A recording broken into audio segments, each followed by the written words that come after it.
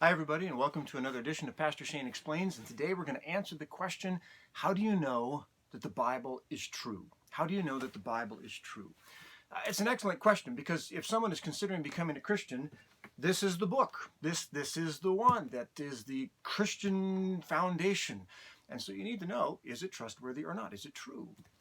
If you're a skeptic and you're watching this right now, welcome. I'm so glad that you're here. You need to know that in this short video, I'm not going to be able to address all of the potential questions and concerns when it comes to the validity of the Bible, but what I am going to do is offer you 5 categories of study. And if you look at these 5 categories of study, do some work on your own, you, I think, will find, as have millions of others, that the Bible is a trustworthy book. So let's get right to it.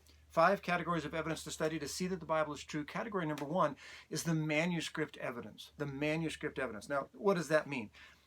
Let's imagine that you had a meeting, and at the meeting, somebody took minutes of the meeting. They recorded what happened at that meeting, and then let's imagine that the person who had those minutes of the recorded meeting lost them. Gone forever. But before they lost it, they handed it to 8 of their friends, and all 8 copied down the notes from that meeting. 10 years later, you reconvene at that. You have the same committee. I don't know what committee this would be, but you're meeting together, and someone says, "Well, where's the minutes? How do we know what happened 10 years ago?" And the scribe shakes their head and says, "Oh, I'm sorry, I've lost the original, but I've got 8 copies." Now, here's the thing: if the 8 copies all say different things, you'll never know what happened in that original meeting, will you? But if all 8 copies are identical, they say the same things, you can know, even though you don't have the original, what happened in that meeting 10 years earlier. Well, this is much the way that it is with the Bible and the manuscript evidence for its truthfulness. You see, we have none of the original manuscripts for the writers of the Bible. Book of Matthew, for instance, in the New Testament, we don't have the original manuscript that Matthew wrote down. But we do have a mountain of copies, not just of Matthew, but of all kinds of portions of the Bible. In fact, of the Old Testament, we have about 42,000 pieces of manuscript evidence. Sometimes that's just a scrap of a book. Sometimes it's an entire book, sometimes more. In the New Testament, we have over 24,000 manuscripts. Sometimes, again, just fragments. Sometimes Matthew, Mark, Luke, John, Acts, and the book of Revelation together. All of these things put together cover the entirety of the Bible that we have today. And you say, well, do they agree? Or are they all saying different stuff? Good news. In the New Testament alone, 2 scholars, Geisler and Nix, you can look them up online. N-I-X is Nix. They studied the manuscripts for the New Testament. They found that there was 99.5% agreement. 99.5%. It's incredible, the amount of agreement. The 0.5% that's wrong doesn't change any major teaching of Scripture. Most of it's grammatical stuff. There is an amazing amount of purity amongst this mountain of manuscript evidence. And by the way, one thing you should study if you're checking out the truthfulness of the Bible is to see how it compares to any other ancient piece of literature. You will find that the Bible is miles, light years ahead in the manuscript evidence for it. It means this, that the Bible, who it claims to have been written by, was written by those people. It was written when they claim to have written it. And what we have today in our Bible is indeed what they wrote all those years ago. Second category of evidence, eyewitness accounts. Most of the Bible is comprised of people that saw firsthand the events they are describing. Now, this is important.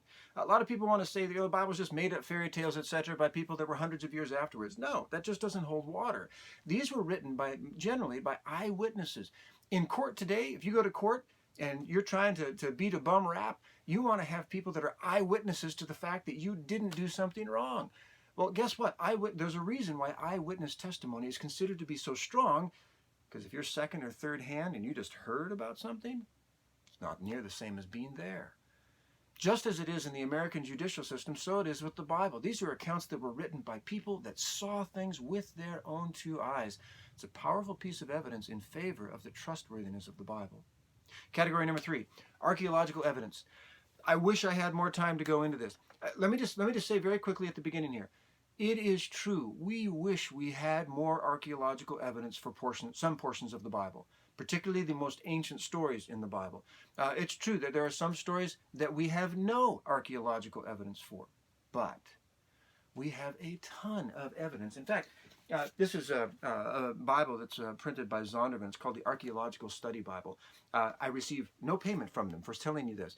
This Bible was given to me as a gift. And in its pages, it's just page after page of story after story showing, has these little inserts in it showing the archaeological support for the truthfulness of that particular story that it's referring to.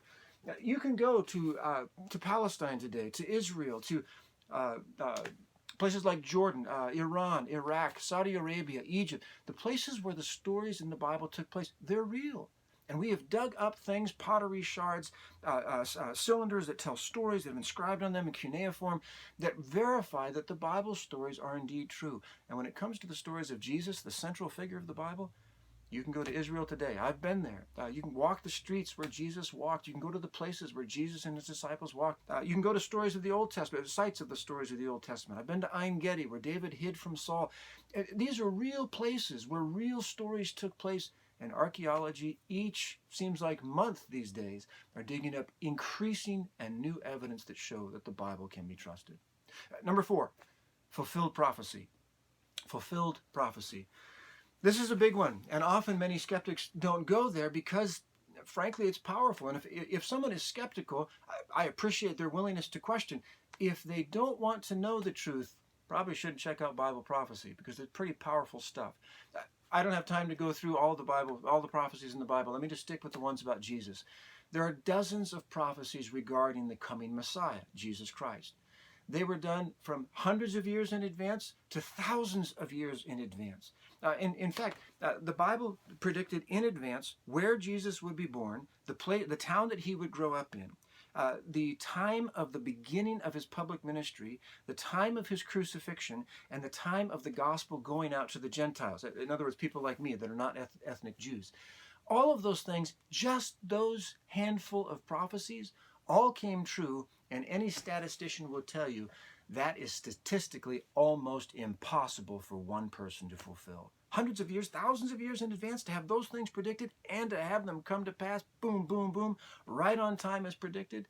I'll tell you what, it tells me my Bible is true, and it tells me that the Bible has more than just human origin, too. Which brings me into category number 5, changed lives. Changed lives. Now, it's true that other books can, quotes, change people's lives, but not like the Bible can. The fact of the matter is that it's true there have been some people in history that have taken a little portion of Scripture here, a little portion of Scripture there, and said, well, I don't like the rest, but I like this, and they've used it to harm people, to hurt people, to start wars. David Koresh, Waco, Texas, the Waco Massacre, all of that, those types of things are done by people that take little bits of Scripture and ignore the rest. Disaster is usually the result for those people. But for those who take the Bible as it reads, who are willing to take it as an entire message, and particularly its message about Jesus Christ, their lives are changed. Alcoholics stop drinking. Addicts stop being addicted. They stop acting out their behaviors. People that beat their wives and children stop doing it and treat them with gentleness and respect. People that were thieves stop their thievery and make up for the things that they stole. Transformation takes place when people take the Bible as it reads, and particularly when they give Jesus Christ control of their life. Great things can happen. Lives can be changed when you read the Bible, including your life. These are 5 categories. I encourage you to study them on your own. There's some great things out there. You study them, and I think you'll find, as millions of others have, that this book is true.